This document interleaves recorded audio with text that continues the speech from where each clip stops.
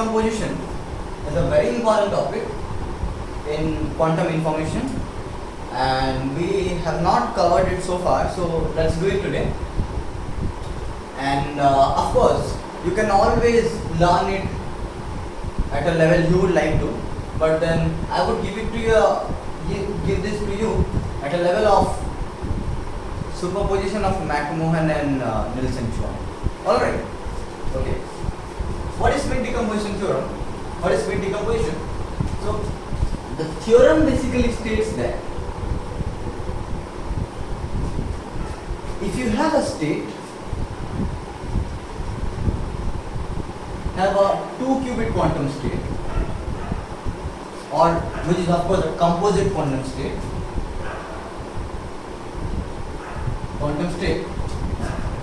psi such that psi belongs to the Hilbert space HA cross HB, then there exists, this is the there exists symbol,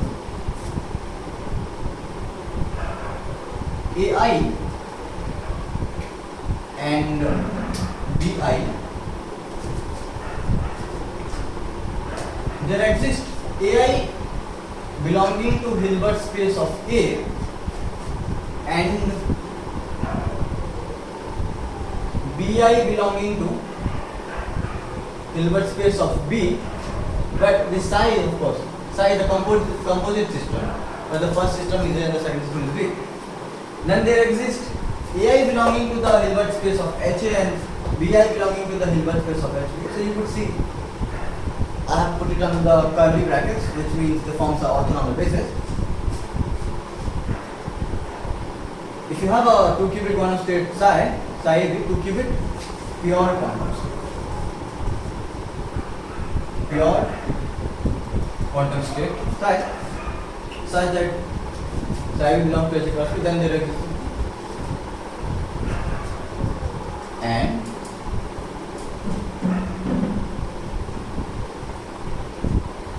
then there exists such that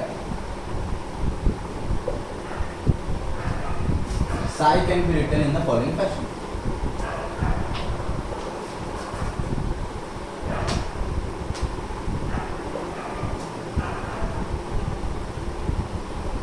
Of course, there is a time for it.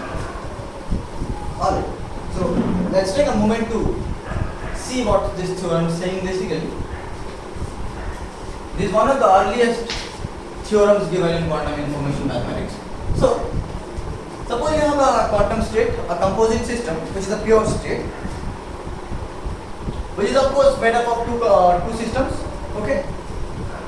Then there exist two different bases belonging to the two different systems, HA and HB, such that the pure state can be written in this particular form. So see, you might think that this is a trivial result. Trivial in the sense that any 2-qubit system has to be written in this fashion, and there would be some term, then again another term, maybe like this. Okay. So what is special about this? What is special about this is, look at this lambda. The lambda goes with both the systems. Okay. To get a better understanding as I proceed here. But then before that, let me tell you some other things about this. Here, this lambda I is a positive number known as Schmidt coefficient,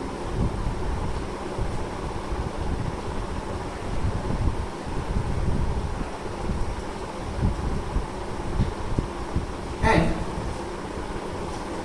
the summation of lambda I square equals to 1. Okay. And this is the particular Schmidt decomposition. This AI and BI are called as Schmidt bases,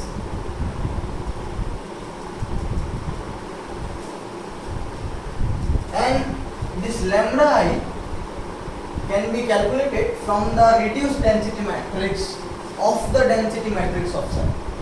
We'll see how that happens. But this is what first I would like to tell you. Now, why are we discussing it? We are discussing it because just by looking at the Schmidt coefficient, we can tell whether that particular pure state is entangled or not entangled. Entangled or not. How is that we would again discuss it? Alright. So far this is the story. Schmidt coefficient, Schmidt basis, Schmidt decomposition. Alright. Let's see now.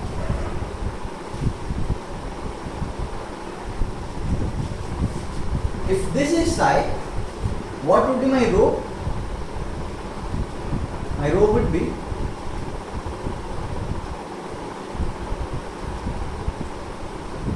psi b, right?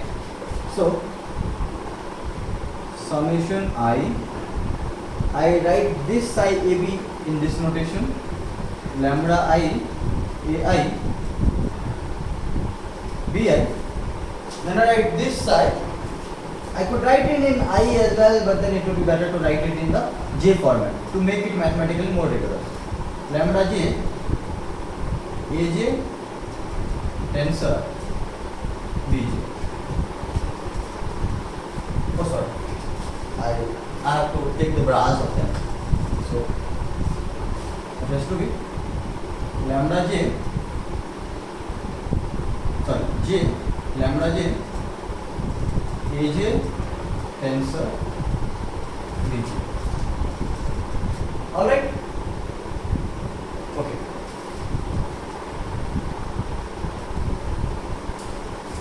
Now, I have the summation running over two indices here, I and j. Then I have lambda I and lambda j. Right? Further, I have these inner products. AI,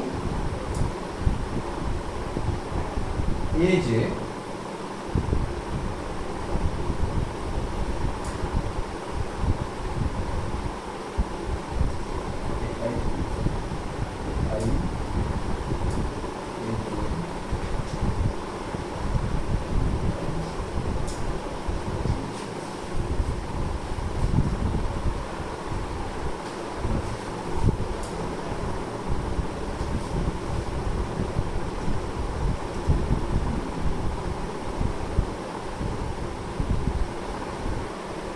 okay, let's just write it this way first, then we'll decide. I, BI, and then AJ, BJ.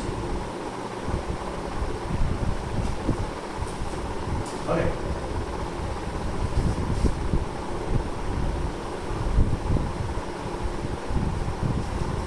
Now,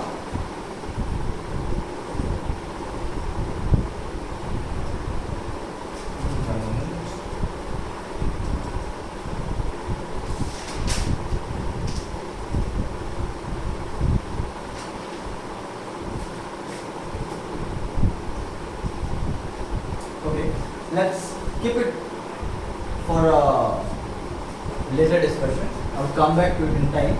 I'm missing something perhaps, but then let me just tell you the outcome of it, why I was doing it, and then again I will be doing it later. So why I was doing it is, I wanted to show you that these lambda I are indeed the square roots of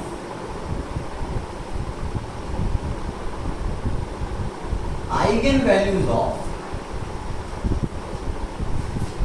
the reduced density matrices rho A or rho. Okay. Here. How do we see that?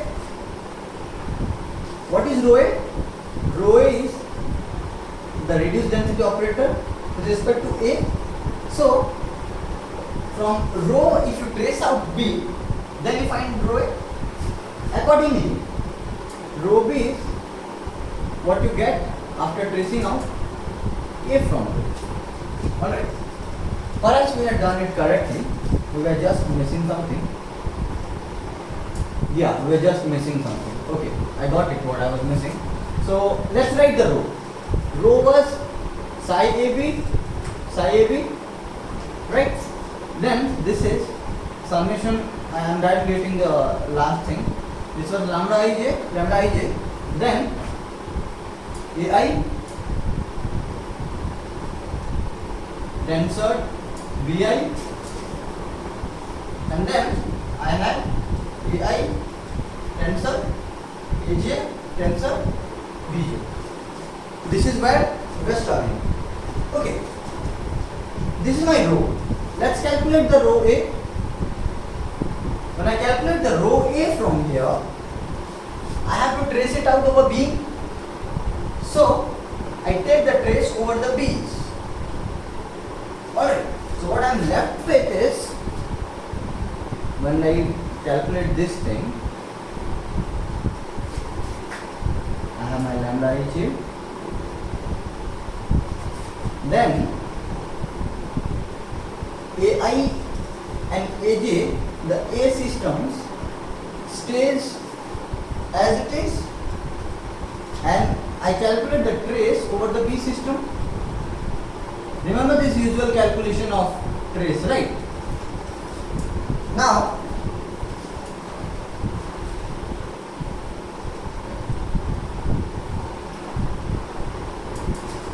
this then becomes lambda ij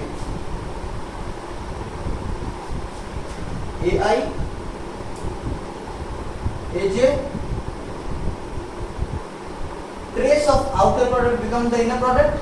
We have been discussing it many times. BI/BJ, I have already told you they form an orthonormal basis. That means this thing turns out to be delta ij, and this delta ij would survive only when I equals to j. So I convert all the j's to i's.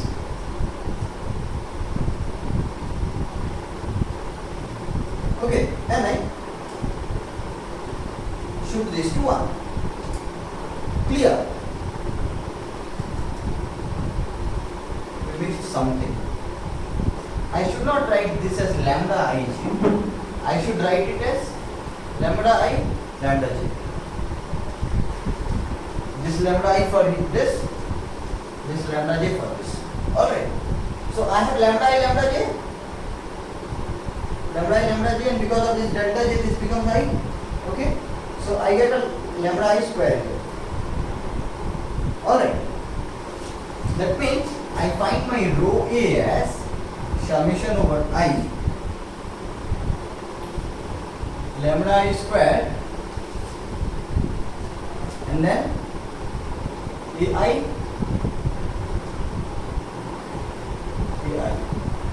Okay? In a very similar fashion, we can show that we get our reduced density operator with respect to B as summation I lambda I square BI.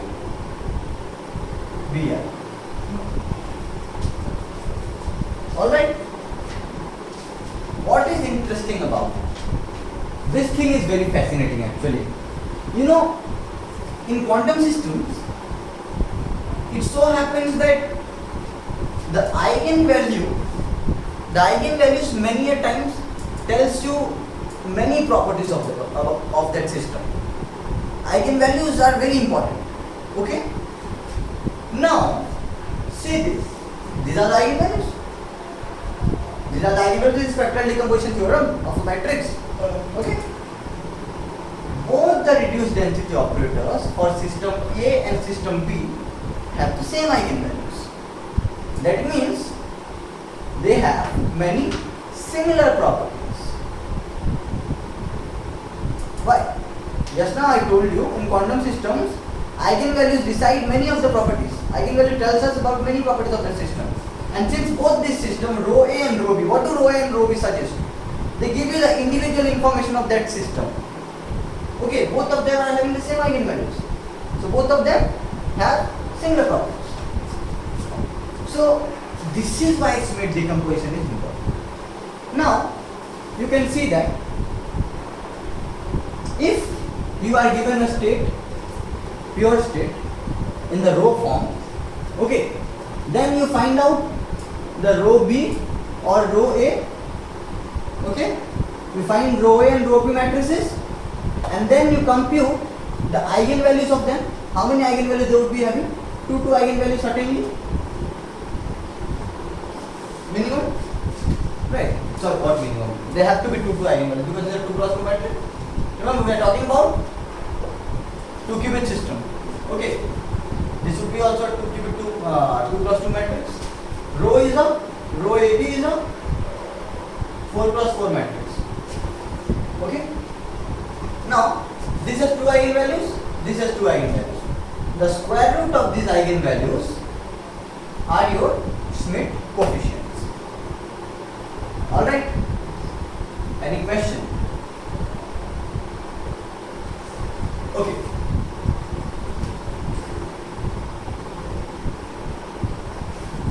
Now, so you can have 2 eigenvalues if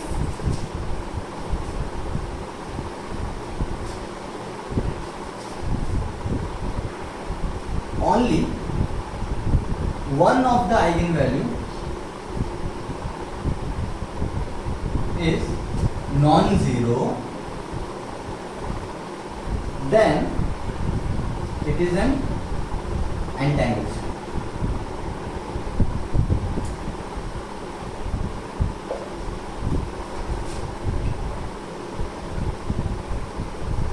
If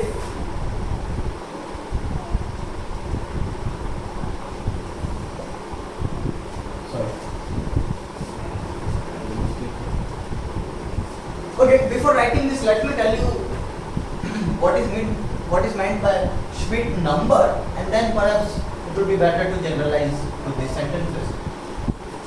The number of non-zero Schmidt coefficients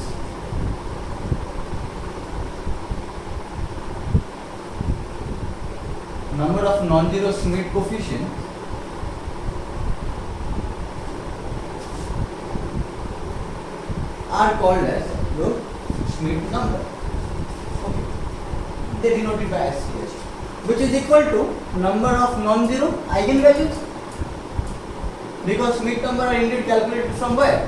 The eigenvalues of the reduced density operators, eigenvalues of row A or row B. Alright. Now, so you got the idea what is the Schmidt number? If the Schmidt number is equal to 1, then it is separable state or non-entangled state or product state. If it is greater than 1, it is an entangled state. Let's see how. Suppose you have the state 0, 1. What is the Schmidt coefficient here? 1. So it has only one non-zero eigenvalue. Okay, the others are 0 times 0, 0, 0 times 1, 0, 0 times 1, 1. I can write this state as this, right? This entire superposition. So other Schmidt coefficient is what? 0. The number of non-zero Schmidt coefficient is the Schmidt number, and that is 1 here. So it's a separable state. Consider this state. What is the Schmidt coefficient? This is nothing but 1 by root 2, 0, 1 plus 1 by root 2, 1, 0. Right? Now see this decomposition. This is a Schmidt coefficient. This is another Schmidt coefficient. And if they are the Schmidt coefficient, then the eigenvalues from which they have been calculated would have been this only, half half. because they are the square roots of the eigenvalues, right? And since there are two non-zero Schmidt coefficient, that means the Schmidt number here is 2 greater than what? It's an n. Now you may ask me, what about this state? 0 0 plus 0 1 value. You can see here, I can write this state as 0 tensor with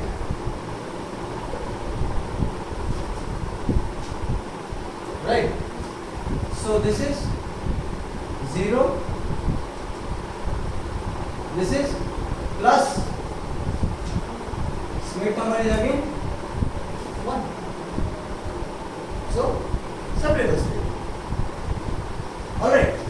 Okay. So you got an idea of how your Schmidt number basically characterizes. Okay. Let's do one or two problems on it so that we get a more clear idea.